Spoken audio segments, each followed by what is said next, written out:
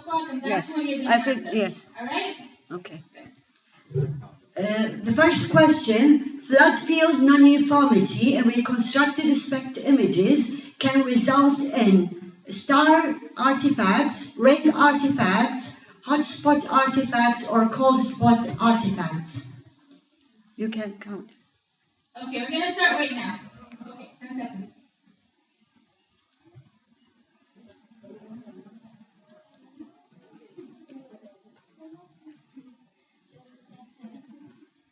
And the answers. The right answer is ring artifacts. 23% only got the right answer. And in fact, I'm so surprised that we have called the spot artifacts. I haven't heard of that.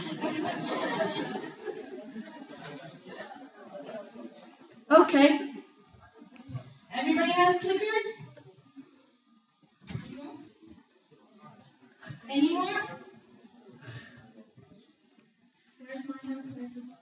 The dose calibrator's ability to measure accurately a range of low activity doses to high activity doses is called accuracy, consistency, geometry, or linearity. You can count down now. Thank you. 10 seconds. Confidentiality is maintained. We need the statistics. Okay, we have 39% of linearity as a right answer, and it is the right answer. Well done. Okay, the third question. Ionization chambers, proportional counters, and Geiger-Mueller survey meters are examples of what type of radiation detectors? Scintillator counters, gas-filled radiation detectors, water-based radiation detectors, or coincident detectors? Count down now. 10 seconds.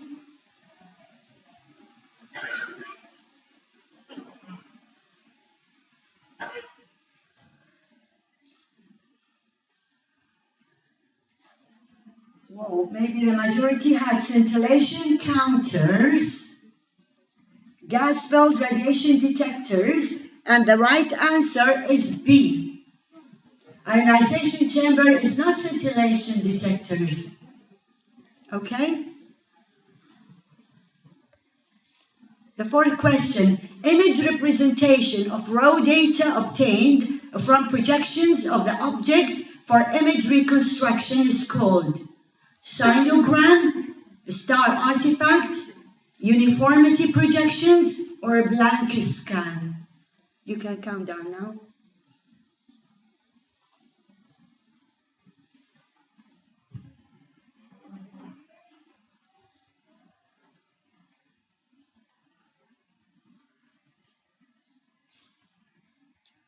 Sinogram, majority of the answer, and obviously it is sinogram.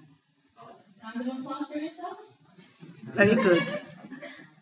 The fifth question, the short axis cardiac tomogram is displayed with orientation as if the viewer was observing the heart from the base, apex, lateral wall, or inferior wall. You can count down now.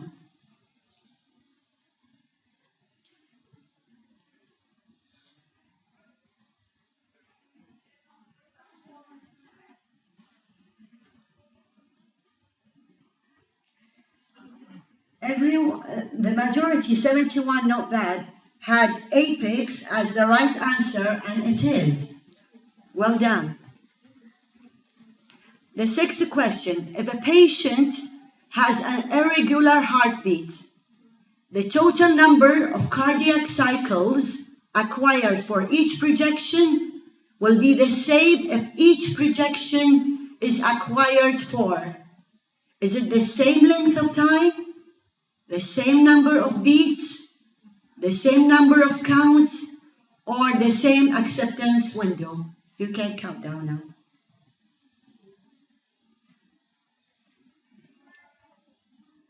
This is when you manipulate imaging parameters.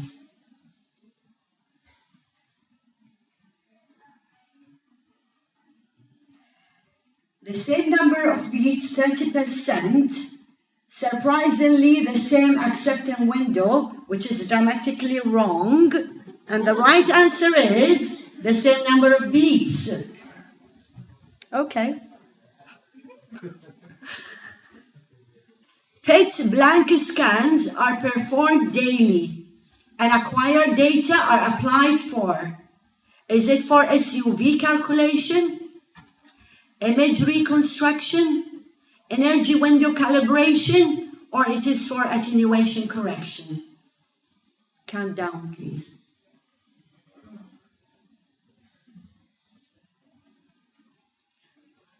Nadia, you're not clicking.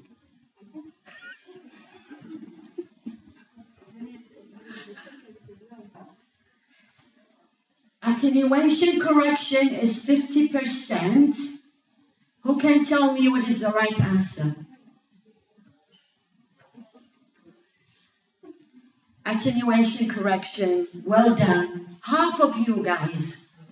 Well, doesn't matter.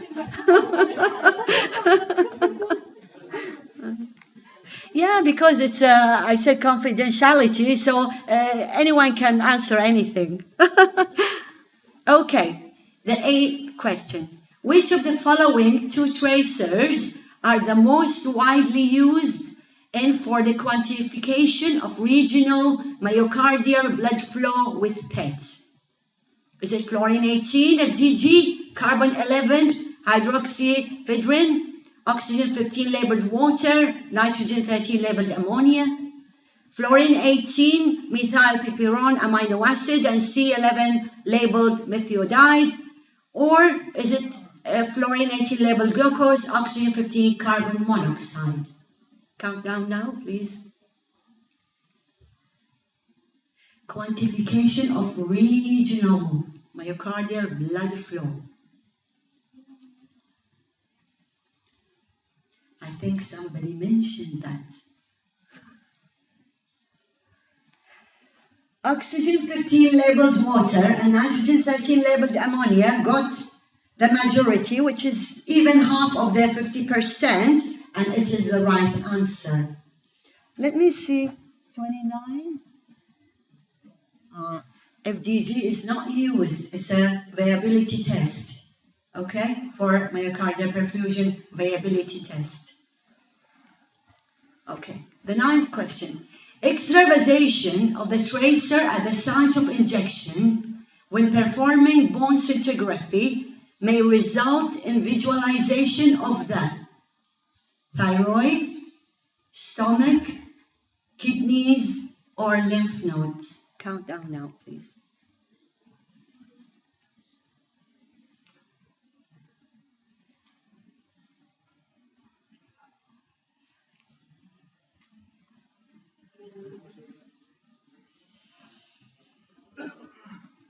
Only 50% saying lymph nodes, and people who are thinking about kidneys, thyroid, stomach. We're not talking about free perticulates here. We're talking about things going underneath your skin, moving through the channel. So the answer is lymph nodes. I'm a cross. I'm really cross. Is it you, Aqla? Yeah. Okay, never mind. The 10th question. A low-pass filter, for example, Hanning or Butterworth, eliminate spatial frequencies above a cutoff frequency or spatial frequencies below a cutoff frequency. Is it spatial frequencies above and below cutoff frequency or accidentally detected spatial frequencies? Count down, please. A low-pass filter.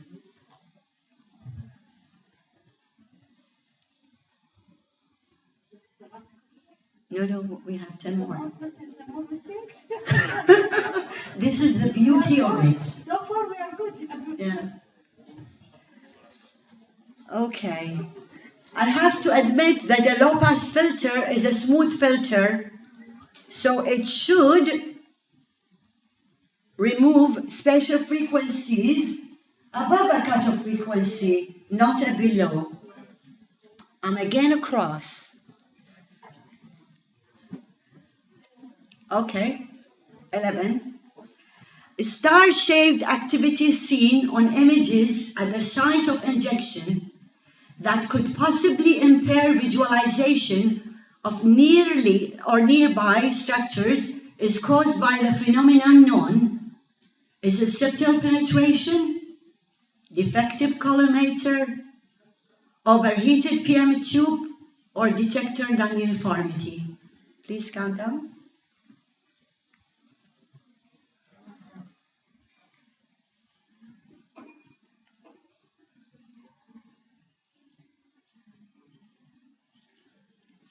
These are where we see them in iodine 131. So I have to all get 100%. Oh my God, it's only 43. Iodine 131 has the phenomena of high energies penetrating. That's why this is really a challenge for whole body iodine after post-thyroidectomy or looking for remnant tissue. And the answer is septal penetration. Detector non-uniformity, well, number 12. The effects of radiation usually associated with exposures to low levels of radiation over a long period of time are known as stochastic effect, chronic effects, deterministic effect, or side effects. Count down now.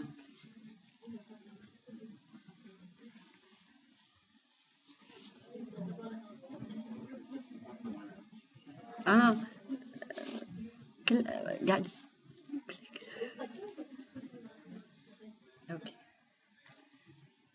What do you think the answer is?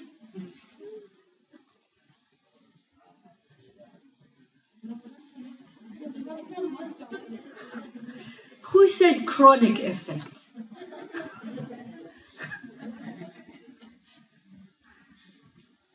It can be chronic effect. But I'm impressed about the side effects. Every disease has a side effect. But the right answer is stochastic effect. Well done for the 38%, whom I don't know whom they are. Okay, number 13. The parameter that is a measure of concentration of the tracer within volume of interest in relation to the concentration of a tracer in the rest of the body is known as specific activity, standardized uptake value, SUV, activity curve, volume distribution. Count down, please.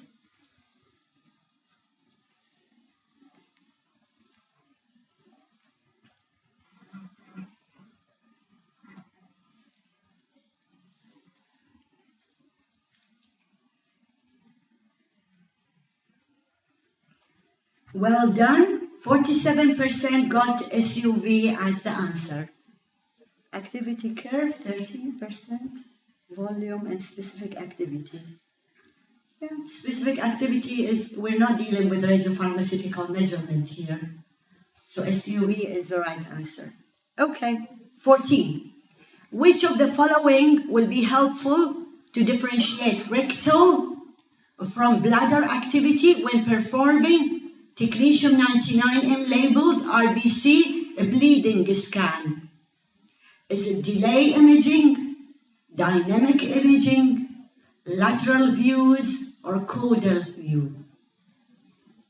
Count down, please.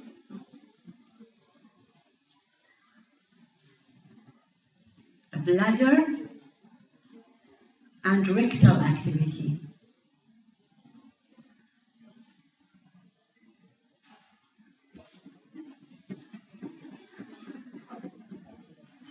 %got lateral views. Well done for 44%.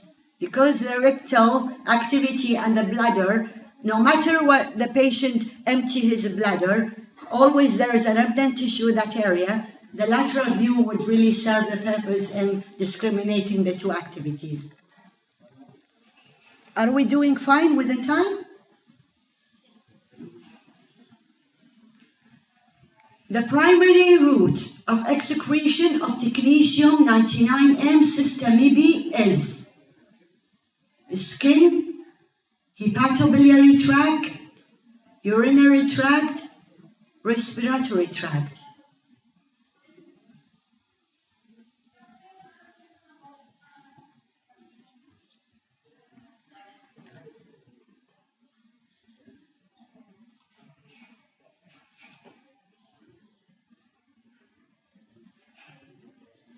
%69% got hepatobiliary tract, which is the right answer.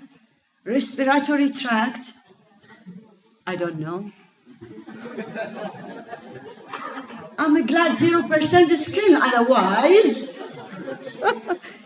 Well, urinary tract might, but it's not the major excretion part. Well done for the majority, 69%. So the answer is hepatobiliary tract. In fact, the hepatobiliary tract is excretion through hepatobiliary. What makes myocardial perfusion imaging is a bit long procedure filled with increasing radiation dose to the patient, as the visitors mentioned, and because of biological half-life, the activity stays in the gut for a while. Yeah. Okay. Technetium-labeled blood cells can be used in all of the following types of nuclear medicine scintigraphies, except hemangioma imaging, osteomyelitis imaging, GI bleed scan, Michel's diverticulum scan. Count down, please.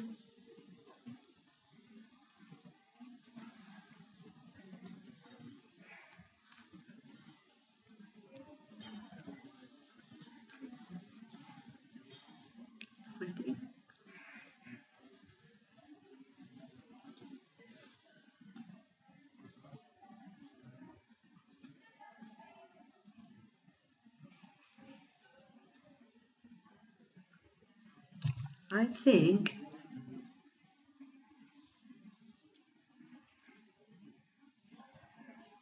people who said osteomyelitis imaging might be true as well, that it is except, but Michel's diverticulum is done with which radiopharmaceutical? Technetium particulate. So Michel's diverticulum should be the right answer. TLD and film badge are the most commonly used personal radiation exposure monitoring device. What is the major drawback of their use? They are fragile, they are environmental unfriendly, they give no immediate readings, or they are not reliable.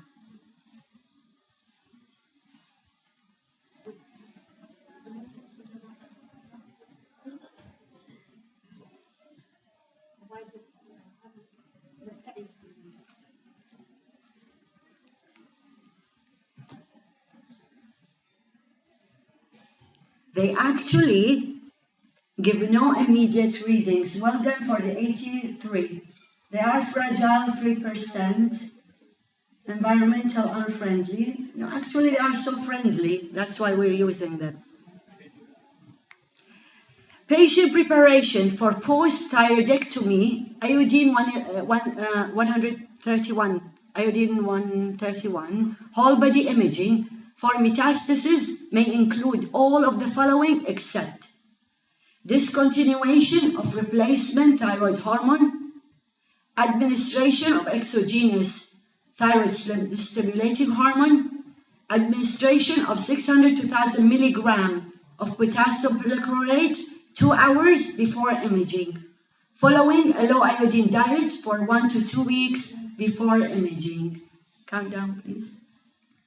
KCC people should get it right, because they do iodine 131 whole body. Come on, Spencer.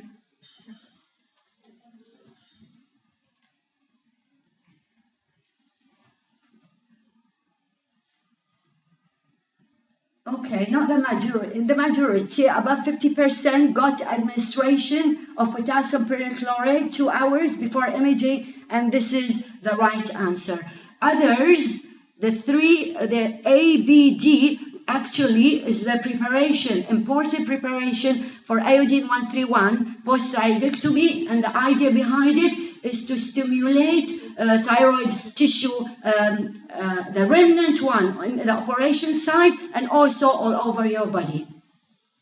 So the right answer is C, because this is exception from the preparation. 19. These images represent Levine shunt patency, salivary gland imaging, ventriculography, cisternogram. I thought, let me put something that they might forget, because it's a rare study. But people in KCC used to do it a lot.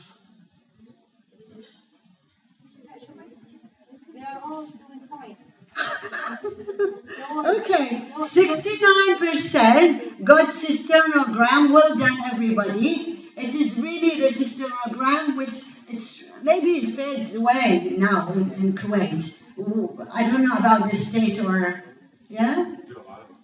Oh, really?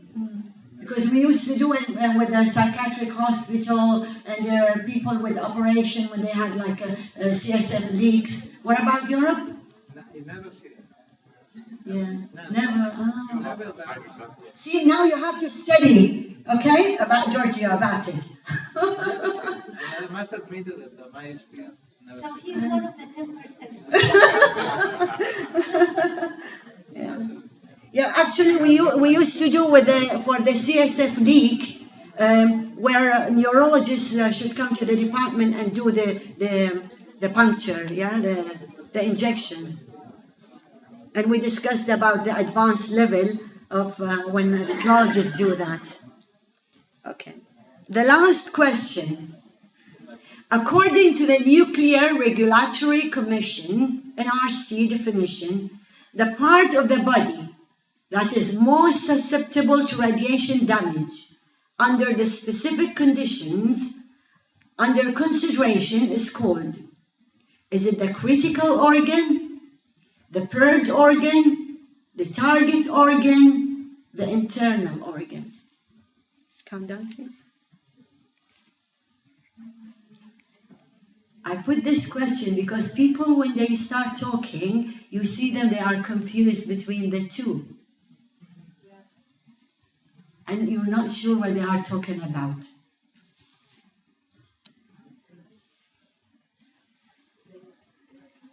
The critical organ, absolutely right, is always the area or the organ that holds the most radiation damage under specific conditions.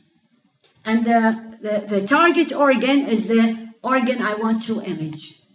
But in fact, in some books, I see them themselves, the authors, mixing up, and you get lost. Okay, thank you very much, dear audience. I hope it was a nice interaction session. Everybody enjoyed it? Yes, hopefully, yeah. And we add up some information, correct some information if we have. Thank you very much for your help.